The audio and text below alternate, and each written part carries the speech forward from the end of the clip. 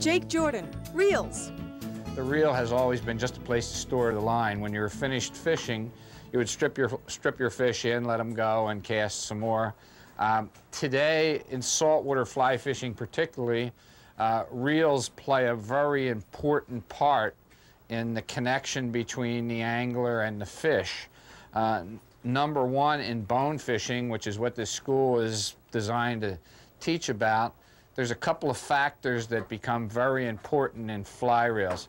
It's not necessarily whether a reel is anodized or painted, or whether a reel has a specific heavy weight or lightweight, but what we find is the most important part of a fly reel when you're fishing for saltwater species is, number one, the ability to hold enough line to keep you connected with the species of fish that you're going to be fishing for.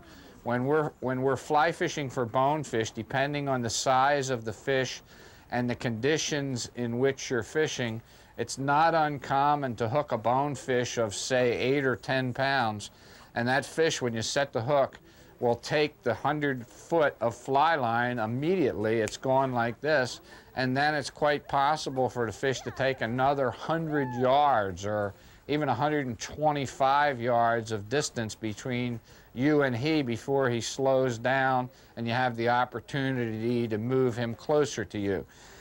Consequently, we need a reel of such size that it'll hold at least 100 yards, and what most people that fish for bonefish or fish the salt say is that very rarely do you ever want to fish for these things without a couple of 100 yards of backing.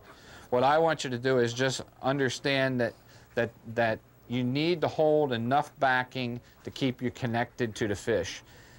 Secondly, on a fly reel used in salt water for fish that are predators that are going to run away fast, you need to have a braking system that will take some of the energy away from the fish as it's leaving the area where you first hooked him. That braking system we call a drag. Reason for it is that when line is going out, if you could just take this and pull it, you don't want this to go like this and backlash. So you need a drag to slow down the fish. Today, almost all reels that are used in salt water have an exposed rim palming spool, so that if you'll just put some pressure on there, I can slow him down so he can't move by just moving my palm against this edge or my finger.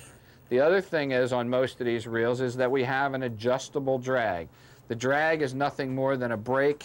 In the lower price reels, generally a caliper type drag will be acceptable. The scientific angler reels, some of the Orvis reels, the STH reels, there's some low price reels on the market that have a caliper drag. A caliper drag is basically a disc that spins inside of the reel with the spool, and a caliper that actually squeezes a small portion of that disc and slows it down.